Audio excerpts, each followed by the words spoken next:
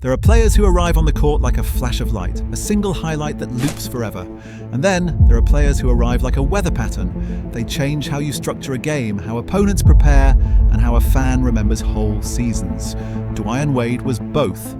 Pat Riley said that you are the greatest to ever put on a Miami Heat jersey. Well, he's right. Definitely one of the best two guys to ever play the game. He arrived from Marquette with a swagger tempered by work. He turned into the fierce heartbeat of a young Miami Heat franchise, and later became the connective tissue for a modern dynasty. He wore the city's heat and kept setting the bar higher on the court and off. By the time he walked away in 2019, he had not only altered the trajectory of a franchise, he had changed how we imagine a swingman, a leader, and the architecture of clutch performance. Imagine the first time you saw Wade play live, the quick hop into a Euro step, the way his left shoulder dipped almost apologetically before he vanished into the paint, the way he twisted through contact and still found the soft touch on the glass. What made those moments arresting was the impossible combination of agility and instinct in a body that, on paper, had The origin story matters because it explains the grit under the glamour.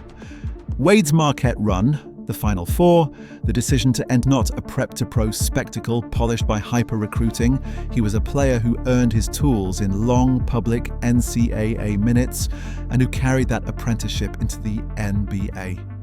In the finals against Dallas, the idea that Miami could win depended on one variable: Wade's ability to carry an offense against a veteran, Dirk Nowitzki. The way he baited and punished, the late-game free throws, the fearless drives into crashing defense that earned Finals MVP and a championship that would become the spine of his career story. Wade's 2006 run was not just a personal apex, it also rewired Miami's identity. Before inside presence opens lanes. Lanes create opportunities for Wade's craft. It's with a mix of humility and ferocity, testing the sport's boundaries about how much a player can physically reinvent himself. That reinvention and invisible, extra film hours, late-night workouts, careful physical maintenance. The arc from flash scorer to seasoned leader is not always clean. Wade's career embodied that imperfect human version of greatness. The second chapter of Miami's rise, the LeBron-Bosh-Wade era, is where timelines collide and where Wade's career obtains a new dimension: partnership. The 2010 decision that sent LeBron James to Miami forever changed the narrative frame of the league. Fans argued ferociously about morality and legacy. But within the arena, the basketball truth was this: the Heat now had a reason to build a sustained championship machine, and Dwyane's role shifted from sole architect to co-principal actor in a complicated ensemble. He was the emotional engine, the one who could still take over a possession, while also being a seasoned co-star who knew how to share the stage without abdication. That balancing act, particularly in the 2012 and 2013 championship seasons, was crucial. Wade's experience and willingness to adapt, ceding certain isolation moments to LeBron while still asserting his shot-making, made the Heat a more durable unit. The results: 2 more titles and a redefinition of modern superteam construction where veteran leadership and peak talent combined. There are nights in that era that deserve slow-motion treatment. The 2012 playoffs, the Game 6 of the 2012 Eastern Conference Finals against Boston, LeBron's crescendo moments, Wade's veteran hunches that stabilized rotations. These were the match points where the trio's chemistry read like a measured machine. And in 2013, the gravity game, the finals against San Antonio, where moments of improvisation and a perfectly timed Ray Allen corner 3 in Game 6 required the entire squad's composure. Wade's role there was not always the statistical headline, but it was the steady hand that allowed the team to navigate chaos, manage leads and losses, and ultimately seize the trophy. That is a different kind of greatness, the capacity to be both hero and stabilizer in the same season.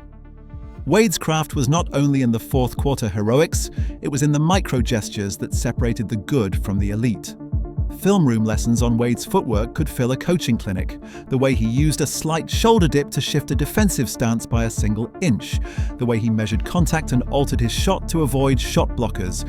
The rhythm of a Euro step that was less about flair and more about geometry, creating the smallest of angles to find the highest percentage finish. His mid-range game, the pull-up when the defense overcommitted, the short fade when the help came late, became signature weapons.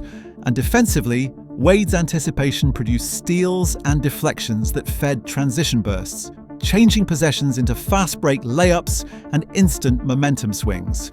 Those micro moments were the daily currency of his excellence.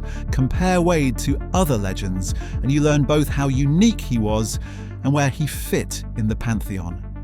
Kobe Bryant shared Wade's killer instinct and mid-range mastery, yet their temperaments differed. Kobe's game was a cold, obsessive furnace of scoring, while Wade's was a more elastic, improvisational threat, heavy on angles, suddenness, and cutting. Michael Jordan's relentless will and late shot dominance are an ethical measure of the GOAT. Jordan's extended era of finals supremacy remains distinct. LeBron James' combination of size and playmaking created a different archetype, a force who organizes gravity, whereas Wade was more of an on-ball surgeon, dissecting defenses with movement and timing. In more contemporary terms, Wade married the slashing ferocity of Allen Iverson with a finishing touch closer to Kobe's craft, filtered through the added responsibility of being a lead creator in a small market franchise. These comparisons are not reductive. They are clarifying. Wade's blend of slashing, finishing, and leadership occupies its own niche. Off the court, Wade remade what it meant to be a franchise icon in a city that demanded both spectacle and sincerity. He stitched his brand into Miami's cultural fabric, the fashion risk-taker, the public figure who used platform and voice, the player who embraced flamboyance without letting it drown his gritty, competitive core. His reach extended beyond endorsements and into social spheres where athletes began to be seen as true cultural arbiters. He mentored young players, he used his profile to support community projects, and after retirement, his role as ambassador, father, and media presence confirmed that his influence was too deep to be measured by points alone. In 2024, the Heat immortalized his contribution with a statue outside the arena, a physical, civic recognition of a career that shaped the franchise identity. Every life of performance includes a reckoning. For Wade, it came in multiple forms: the physical toll of a 16-season career, the organizational friction that sometimes accompanied super team politics, and later in life, very personal health concerns that he shared publicly. A reminder that athletes, like everyone else, are not invulnerable. These moments of vulnerability humanize a legend. They make the achievements more human, the sacrifices more visible, and the audience's appreciation deeper. Wade's candid reflections about surgeries and health struggles only amplified public empathy and admiration, and they became part of the ongoing story about how athletes manage life after the buzzer. To tell Wade's story without the details of his awards would be negligent. He was a 13-time All-Star and an 8-time All-NBA selection, a Finals MVP in 2006, a scoring champion at the peak of his powers, and an Olympic gold medalist for Team USA in 2008. A resume that speaks to both sustained excellence and isolated moments of singular dominance. Those credentials matter because they are the durable proof points of a career that combined peak performance and longevity. Yet the trophy case alone does not account for the ways he changed teammate expectations, shaped franchise policy, and influenced the league's cultural priorities. There are a handful of sequences, beyond the obvious finals runs, that are perfect for a slow, cinematic replay. The 2006 playoff series against Chicago, where Wade played through injury and still delivered heroic numbers. The clutch mid-season displays that carried the Heat in tight stretches, the veteran quietness in later championship runs, where his knowledge of spacing and angles helped younger players find rhythm. Comparisons to new generation stars deepen the analysis. Watch Wade's slashing approach next to Kyrie Irving's micro-moment creativity, and you see two different ways to make space. Kyrie's handle creates the room via tight ball control. Compare him to Jimmy Butler, and you notice a similar toughness and defensive will. But Butler is built more around isolation craft and sheer endurance, whereas Wade's Jason Tatum or Devin Booker, and you see how scoring versatility has evolved. They shoot more from deep and create spacing differently. But Wade's mid-range mastery and ability to finish broken plays remain instructive for young scorers who want to combine touch with aggression. These cross-generational comparisons help frame Wade not as a relic, but as a prototype, a player whose combination of movement, finishing, and intensity remains a template for modern wings. The coaching lens is instructive. Look at how Erik Spoelstra, a coach whose name will be etched in Heat lore, used Wade across eras. Early, he built offenses to funnel Wade's drives. Later, he constructed complex read and react systems that maximized the Heat's spacing and exploited Wade's passing into the corners. Spoelstra's tactical growth is inseparable from Wade's evolution. The coach adapted to the player, and the player adapted to the coach, producing a synergy that turned instincts into repeatable systems. That relationship between player and coach is a key chapter. It shows the necessary collaboration between talent and architecture. Wade's influence extends into player culture.